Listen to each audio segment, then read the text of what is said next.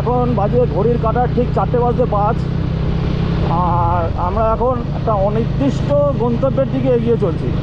হ্যাঁ, আপনারা ঠিকই শুনেছেন, অনির্দিষ্ট গন্তব্য, মানে আমাদের এবার কোনো ফাইনাল ডেস্টিনেশান এখন অবধি কোনো ঠিক হয়নি।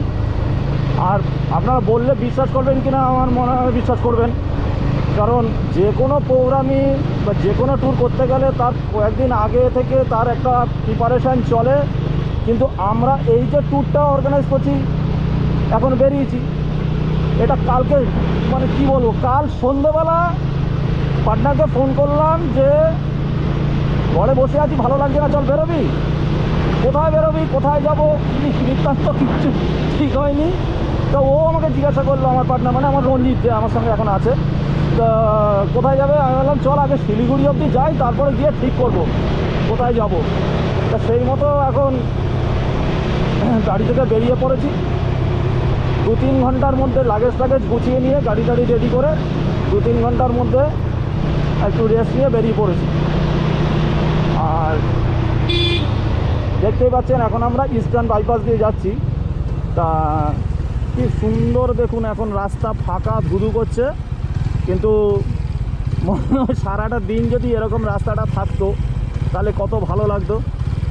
কোনো যানজট নেই, কিছু নেই, পুরো রাস্তা ফাঁকা, গাড়ি হু হু করে চালানো যাচ্ছে।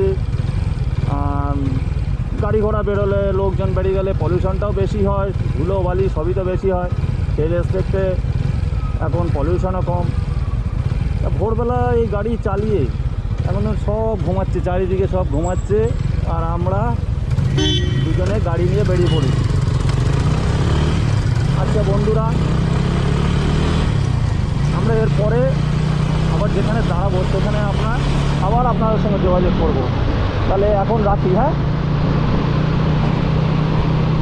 GoPro stop recording.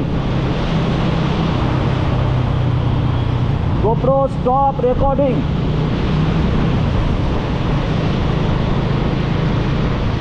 GoPro turn off.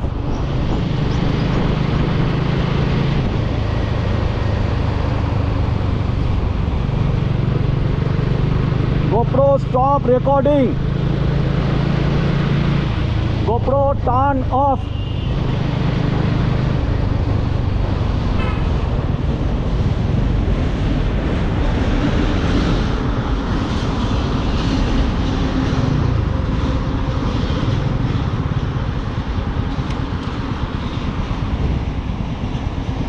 GoPro stop